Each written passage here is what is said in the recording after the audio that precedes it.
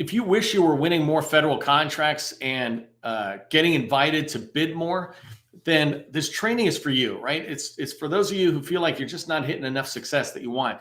And so while sending a bid or a proposal after you see something drop on a bid board or SAM, that's totally fine. That's not sales. Sales is when you engage with a customer. When you just respond to a bid board or SAM, an RFP on SAM, that's just, you're just bidding. But sales is actually engaging the customer in conversation long before the RFP drops. And that's what I want to talk to you about today. In today's training, I'm going to talk to you about market research as it fits into the acquisition lifecycle within the federal market. I want to talk to you about how federal buyers find companies like yours.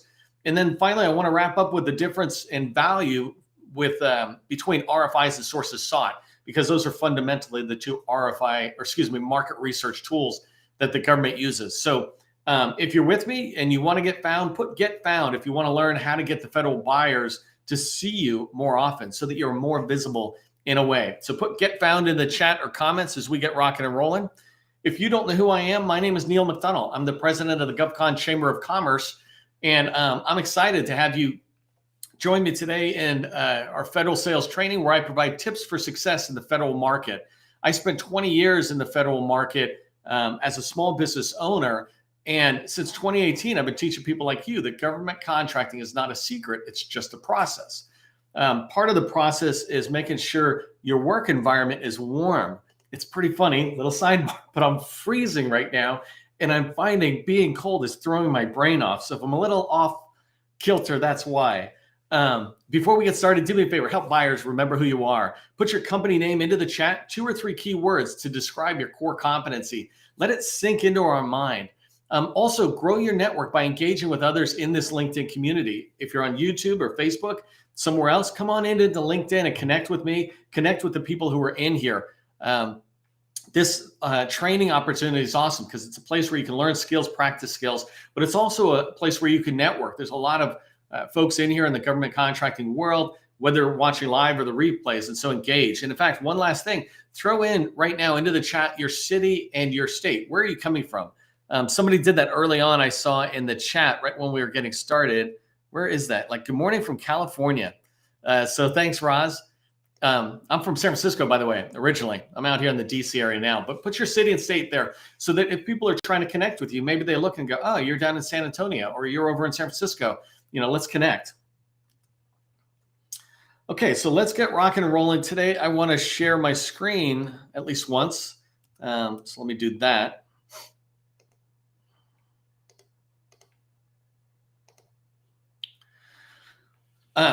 So I wanted to talk to you first about shifting left in the acquisition lifecycle. So in the federal acquisition lifecycle, as you think about how does the government start this acquisition process all the way through into execution, that's where I want to go. So the way it starts is somebody within the program office, usually somebody with the need, has an idea. And they're like, hey, I have this idea. And from that idea, they then begin to explore it themselves and discuss it with their colleagues within the program office, this requirements exploration activity. From there, they engage the contracting officer and say, hey, we're thinking about buying this. We need this in our program office. And so they enter into a market research phase. After the market research activity is all done, the RFP drops and we're in this RFP phase. And from there, the contract is awarded. And the last step in the acquisition lifecycle is actual execution. So I teach capture management, and I teach people the acquisition lifecycle, and it has 40 plus steps in it. So I have a lot of steps in it when I'm teaching people about it. But these 6 steps are fundamental to the acquisition lifecycle, right? There's an idea, there's requirement exploration, market research, RFP phase, award, and execution. And I've broken these into 2 ways of looking at it, formal and informal. So when somebody just has an idea pop into their head, it's the informal phase of market research. They and their colleagues are exploring it. This is where they're looking at websites, et cetera, but they're just talking among themselves.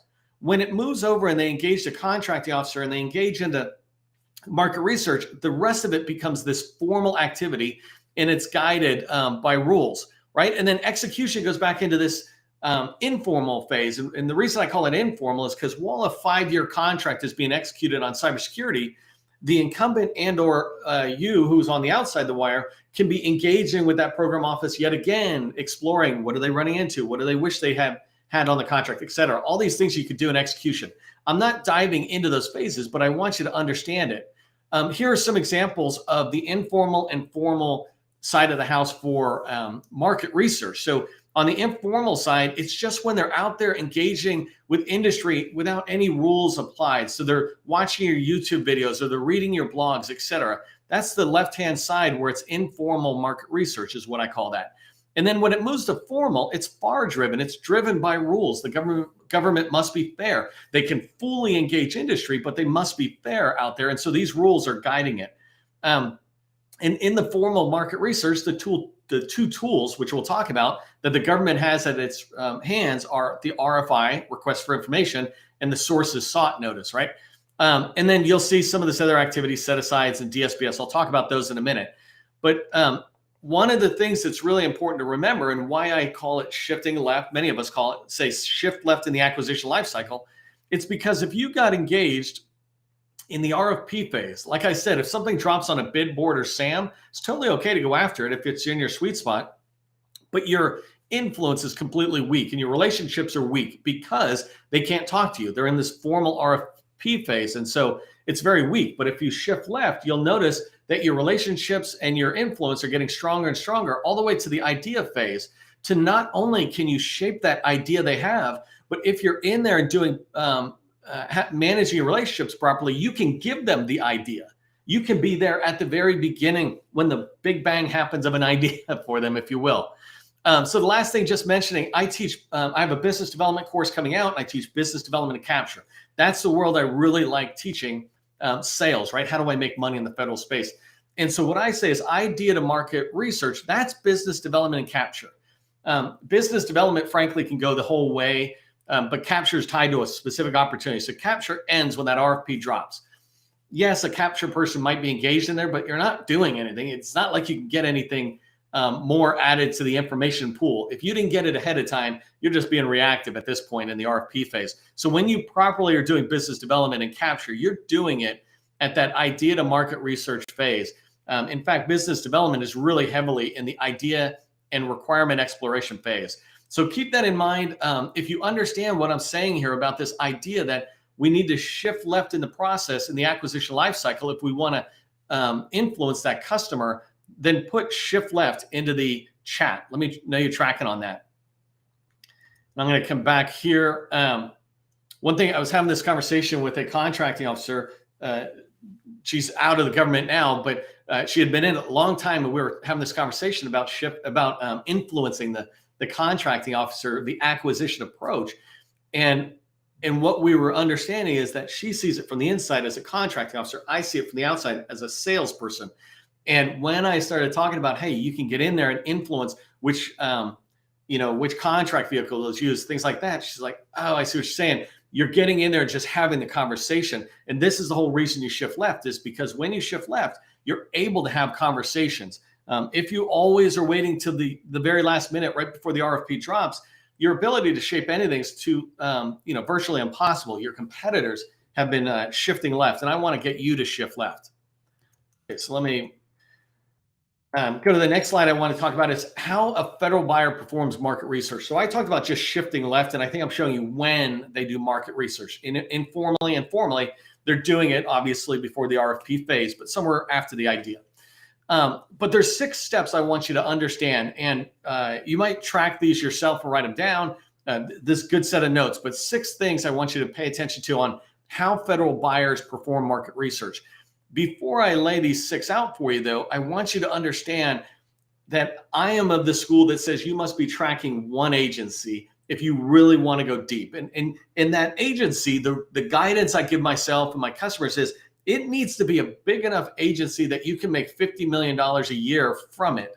That's the way I look at it. And so if I look at the Navy, that's big enough that if I can eventually, let's say over 10 years or whatever, if I can eventually do a great job in there, that I could build it up to a $50 million customer. Now, if I have a company and I have 2 or 3 business developers, I'll have one for the Navy, one for the Army, one for Department of Education, whatever, right? What I don't want is for you to think you can do a great job when you try to spread yourself so thin. So if you're a business owner, make sure you're giving your business developers and capture people the chance for success by tightening their focus.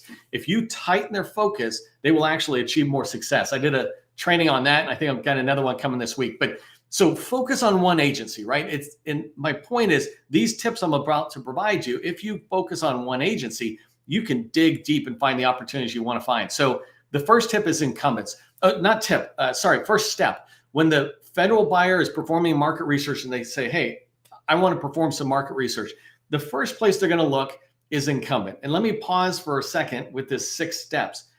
There's several 100,000 buyers.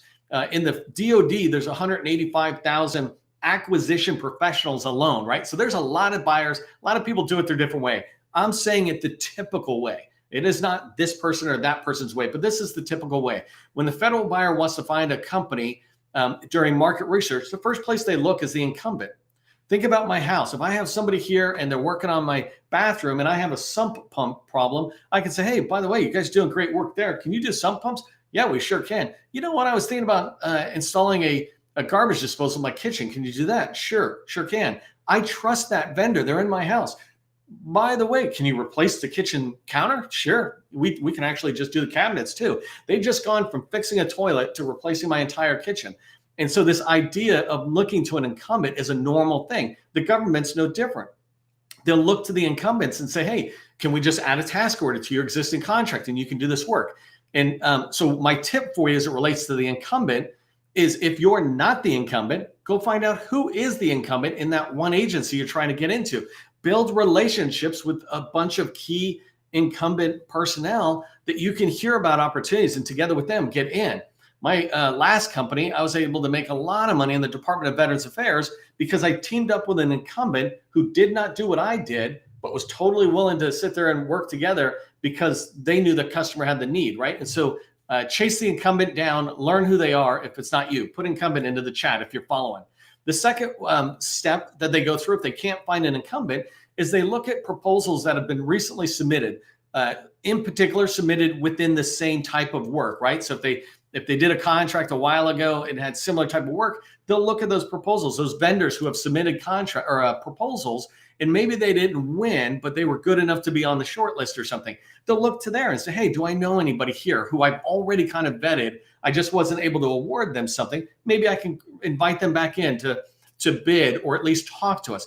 You know, maybe they wrote something good in their response. They weren't able to win the award, but now the program office has a need that's more tightly aligned to the this company that wrote me a proposal, right?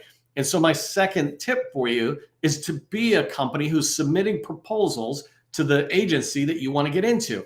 Only submit proposals that are slam dunks, right? The opportunity is a slam dunk win for you.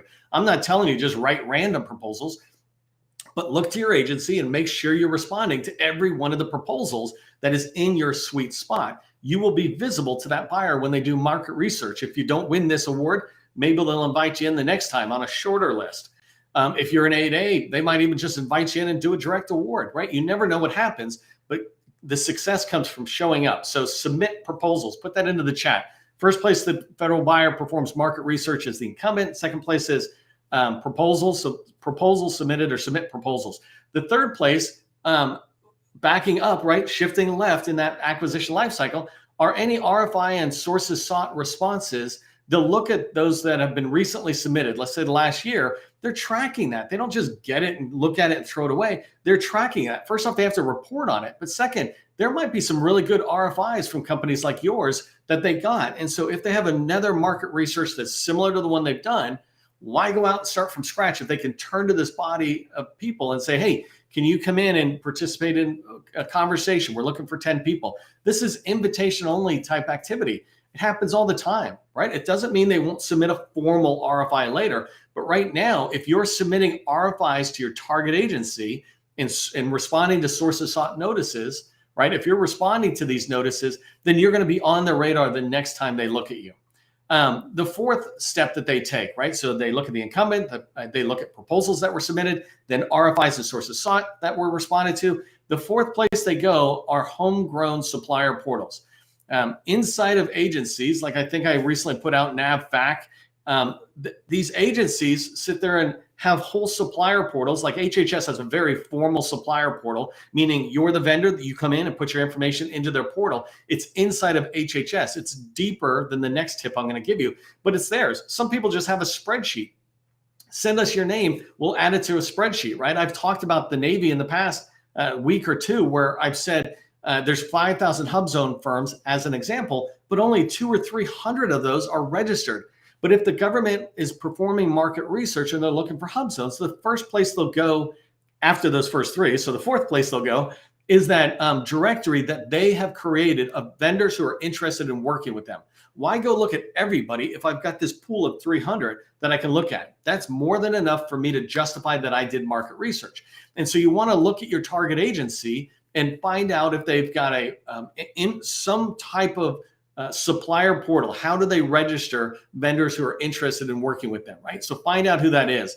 Do me a favor, put homegrown supplier portals. So it sinks in our head, agency supplier portals, homegrown supplier portals. We want to be in the portals of the target customer that we have, the one agency we're trying to get into. So above that is the more formal supplier portal for the federal government, right? SAM is where we register to do business with the government. DSBS is the market research tool. That's where the keywords are. That's where the narrative is. And so even if you're in SAM, if you're not in DSBS completely, you're going to be invisible. And at least 50% of you are invisible. Just go take 2 seconds and look at DSBS to see if you are visible to the buyer, because that's the official place they go. That's the one place listed in the FAR that they talk about. Look at the SBA run dynamic small business search tool when you're doing market research, right? And so this ability to look in there is vital. You need to be in DSBS. Make sure your information's in there and it's up to date. So put DSBS into the chat if you're tracking with what I'm saying there. And the last one, so I talk about how federal buyers perform market research. They look at incumbents. They look at people who have submitted proposals recently. They look at companies that have submitted RFI or sources sought responses. They look at their own homegrown supplier portals or agency supplier portal. Then they look at DSBS, the SAM and Dynamic Small Business Search. And the final place that they look that I'm writing today is they submit a formal sources sought notice out there for an RFI or sources sought. And so I'll explain what the difference is between those in a second. But they'll reach out to industry through SAM and say, hey, we've got an RFI or a sources sought, and we want you to respond to us. And so those are the 6 ways, right? You want to be thinking about your buyer. How are they performing market research? And all the market research means when it comes from the buyer's perspective is I'm looking for a seller like you. I'm looking for a seller. What are the ways I can find them? And I just laid out 6 different ways. What I encourage you to do is to make sure you're thinking about every single one of them and how you can be getting a piece of them, how you can be visible to the buyer each time they're looking at it. So the incumbent, for example, if you're not an incumbent, you can at least be friends with the incumbent. And they go, oh, hey, I work with Joe. I'll bring Joe in and they can do that work you're looking for. Okay, so that's how a federal buyer performs market research. And I want to move on to this next tip. Hold on one second. So this last of the third bullets I want to just cover in today's training is the difference between RFI and sources sought notices, right? One of the things about that that's just fundamental to when you responded to any of these, and I want to come back to this again, is only respond to one core competency. What is your core competency? Figure out what that thing is. Is it data security? Is it SharePoint services? Is it elevators? Become very, very good at that one thing and you will get in the door. I've got different training this week where I talk about how do you capitalize on that one thing so you can have 10 things later. But focus on RFI and sources sought being driven towards one core competency. You'll be good at it. And then I loosely say, and one agency. And the reason I say loosely is just like I said a minute ago, dive deep into one agency. I was talking with somebody who's doing, commercial kitchen equipment. And what I said was, well, that's such a tight specialty and there won't be a ton of opportunities in each agency like there would be for cyber. But something like that, you can do multiple agencies because you're doing less business development and you're really doing more bidding, and that's okay. It's when you have to really dive into an agency and understand their mission that you really want to focus on one agency. So let's talk about the difference between RFIs and sources sought. First off, both of them are called sources sought. and they're often confused by the government themselves. So if you go into SAM, as an example, you can find sources sought notices. I did a video training the other day saying, how do you identify every single sources sought that's coming out yesterday so you can look at it today and decide if it's a fit for you. But when you go in there, you're only looking for sources sought as a notice in SAM, but there are two distinct differences, and I want to walk through what they are in a second. Before I do, though, keep in mind the tips I'm about to give you can be used for a tiny company, meaning one person company. I just started, or I've been at it, but I'm just me, to a small business doing 5 to 40 million. You haven't graduated yet, to even a large. The idea is, if you respond to sources sought in your core competency, in your sweet spot, you will begin to build a really solid, reusable set of response content that can be used, obviously, with the government again and again, but with primes. When they say, hey, how can you fit in? You come in, you've already got this stuff written. If you were here early enough when I was sharing that 80-20 tip, this is the ability to have to have 80% of what a prime might want already written and give it to them, and you just got to tweak 20% of it. Well, the way you get to that stage is by responding to things like RFIs and sources sought. You start getting good at the responses. You start having the best response for this question. So let's wrap up with the difference between RFIs and sources sought and a couple of tips I just want to give you.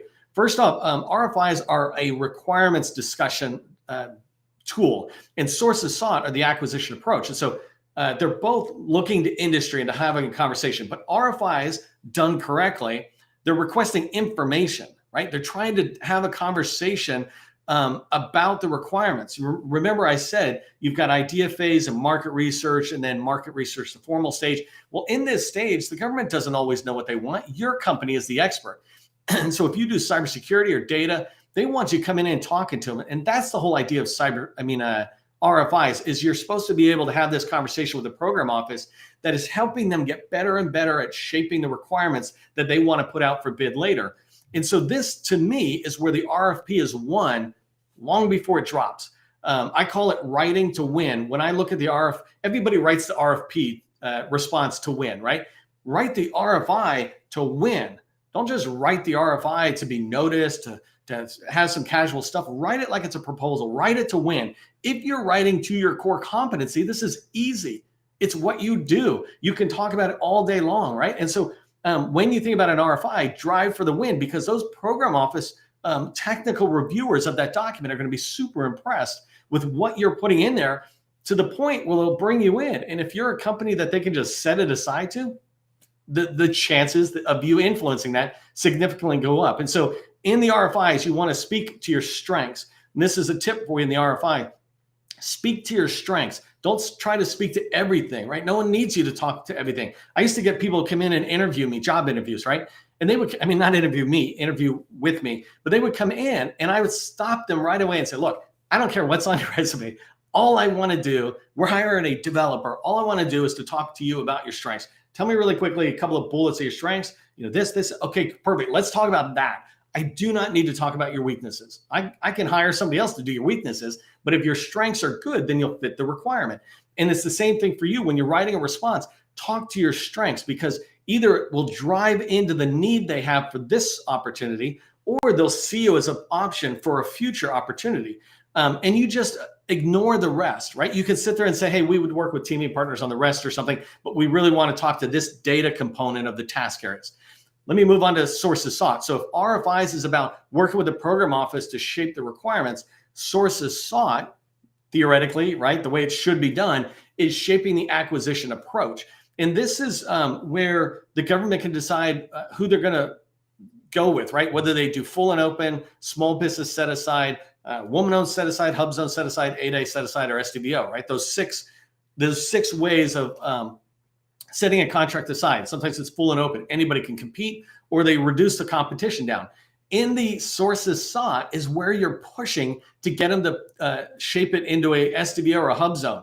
When I pushed $3 billion more to the hub zone program, when we started this, the chamber, when I did that, we had the way we're able to do it is get a whole bunch of hub zones responding, saying, hey, please set this aside to hub zone. Please set this aside to hub zone. The contracting officer had confidence through their response and that question or that request They had confidence the hub zones would show up, and that's why they did it. Well, you can do that same thing during a sources sought, is help them determine what the competition type is like, what the contract vehicle they're going to use. You obviously want it to come out on a vehicle you have, so go push for it and ask for it. Make the case on why that's a good idea. NAICS codes. If you don't like the NAICS code, maybe you graduated small on one NAICS code, but if you go to the other, you're still considered small.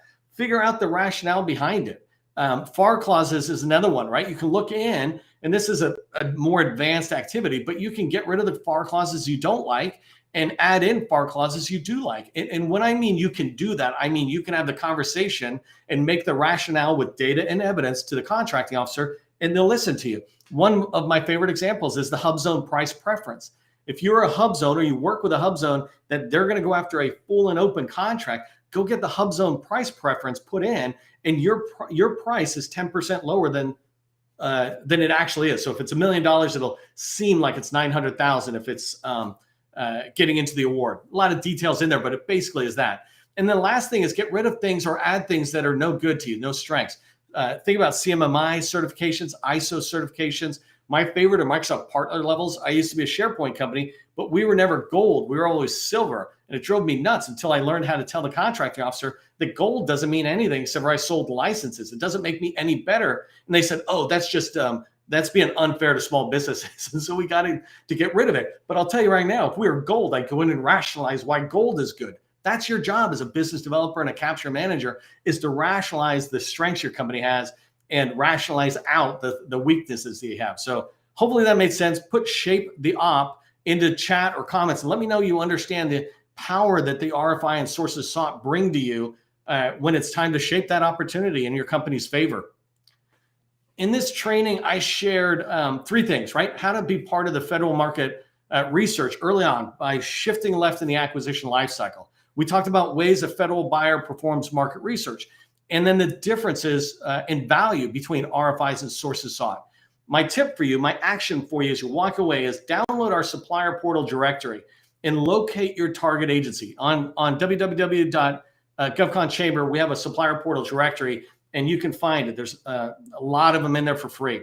Do me a favor, if you found value, throw thanks into the chat. Remember, government contracting is not a secret. It's just a process. I'll see you in the next training.